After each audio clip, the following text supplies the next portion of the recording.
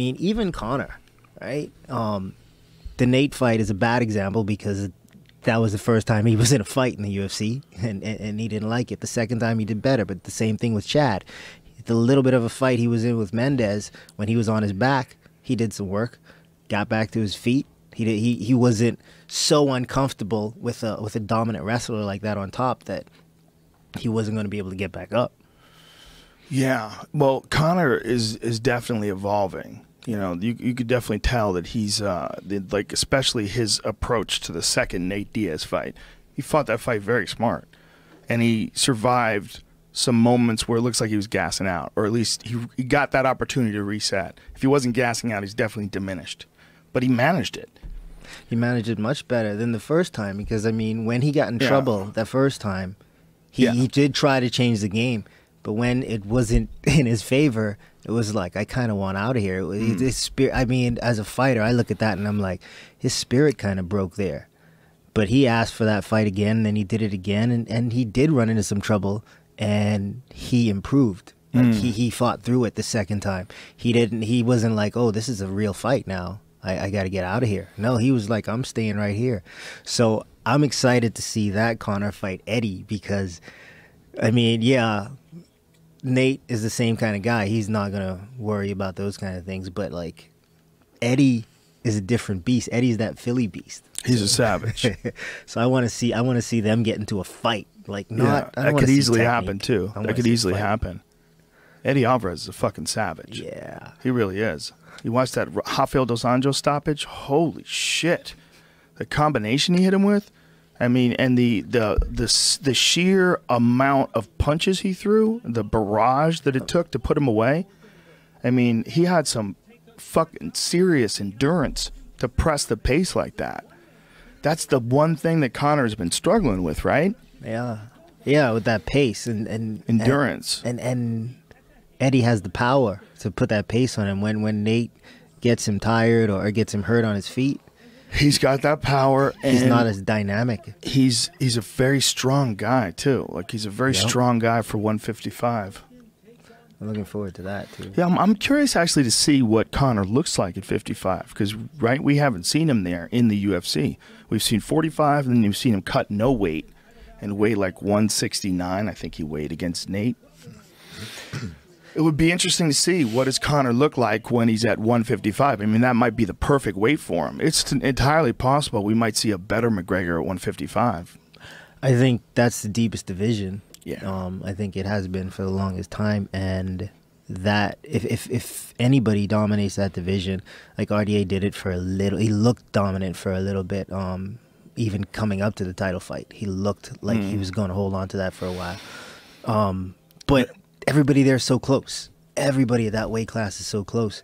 So if somebody does it. But what about Nurmagomedov? Because Khabib ragdolled everybody he's gotten in there with. That's the one guy you can't say he's close with, because everybody he's got a hold of, he's beating the fuck out of. That guy's special. That's Nurmagomedov is special. That's true. I like that guy because what you said, he's special, right? And when you see that special thing, then I guess people kind of get lost in the void. When everybody's close to being just as good as each other, then you kind of just fight to get just a little bit better than the other guy. Just a little bit better than the other. I just got to be better than him. But then when you get the John Jones that comes into the arena and he's leaps and bounds ahead of everybody else, then you realize there's a bigger gap and guys start closing that, right? Like Alexander Gustafsson. I mean, he always fights at that level, especially when he's in a title fight. But I don't know if John Jones didn't exist, if he would rise to that occasion. You know what I mean? So somebody's got to show up in the lightweight division at some point like that to make people raise their level. Because guys right now, which is the deepest and toughest division, but guys are so close. And maybe Nurmagomedov is that guy. Well, he certainly has been when it comes to grappling. Like what he did to Dos Anjos was pretty stunning, you know, because I was like, man, Dos Anjos is a legit Brazilian Jiu-Jitsu black belt, super strong guy, really good on the ground. And it just seemed like Nurmagomedov just got a hold of him and just did whatever the fuck he wanted to once he got him on the ground. Just throws dudes around. It's almost like he's built different. But he doesn't, you know, like, If Gleason Tebow was doing that to dudes, I'd go, that makes sense. Look at that fucking guy. But when Nurmagomedov does it, it's not necessarily just some overwhelming physical attribute. It's his technique and his aggression. Just super fucking aggressive and tight with his grappling and his positioning. His ground and pound is horrific. He's a scary dude, man. Yeah, he doesn't even have to think about the way he does those moves. I remember when you said that, and when you say ragdolling people in RDA took that shot on him, I think it was in the third, and he hit him with an Uchimata, basically, like from the overhook whizzer, and tripped him, forcing it. And that's not an easy throw to hit, and especially from that range, it didn't look like it was going to happen, but he does it to the guy who goes on and become the world champion that weight, and then dominates other guys at that weight class. Yeah, like that guy is special, man. I want to see him improve his stand up and just get better. I want to see him do things like DJ is, just working on his weaknesses, and because I mean that guy would never lose. Imagine if he had DJ's MMA IQ and skill set, but with his wrestling and ground is now. Like, who's beating that guy? I would send that guy to fight wars for me. Right? Yeah, man. Look, he ragdolls dudes in a very unusual way. Every now and then a guy will come up like that can do that. And he does it with like this intensity and aggression. Like, Damian Maia ragdolls a lot of people too, especially lately. He gets a hold of guys like he did with Rick Story, but he's doing it in like this technical squeezy way. When Nurmagomedov gets a hold of dudes, it's just smash. Everything is smash. He's driving you into the ground and smashing you into the ground and smashing when you're on top of you. Damian Maia is just constricting. He's like moving into position and he's slowly closing you off and he's going to choke you. It's a totally different kind of domination. But then I don't know if it's entirely the fairest comparison because Damian has obviously fought a much longer career, and he fought at 185, and he fought against Anderson. He got knocked out by Nate. He's had a lot of ups and downs in the UFC.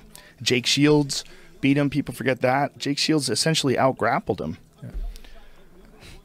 But Nurmagomedov, good luck. Good luck out-grappling that dude. Good luck. Good. But what's his takedown percentage like too? It's probably 1,000,000%. I mean, he takes down everybody. Right? But the other thing about Nurmagomedov is that he gets injured a lot. Yeah. And you got to wonder, is it because of that insane fucking aggressive style of his that makes it so fun to watch him? Is that like you're kind of redlining your body too much? Probably. Yeah, right? Yeah. Yeah, I mean, you got to rest, right? You got to heal up. You can't always be on. Yeah, but, I mean, can a guy like a Damian Maia, who trains very technically, I mean, obviously he wrestles and he does, like, a lot of chaotic movements as well, but probably not nearly with the kind of intensity that Nurmagomedov does. You got to wonder, like, that style is obviously super effective and very fucking devastating and fun to watch. But I wonder if preparing for that style and executing that style is almost like ultimately too much on your joints, too much on your body.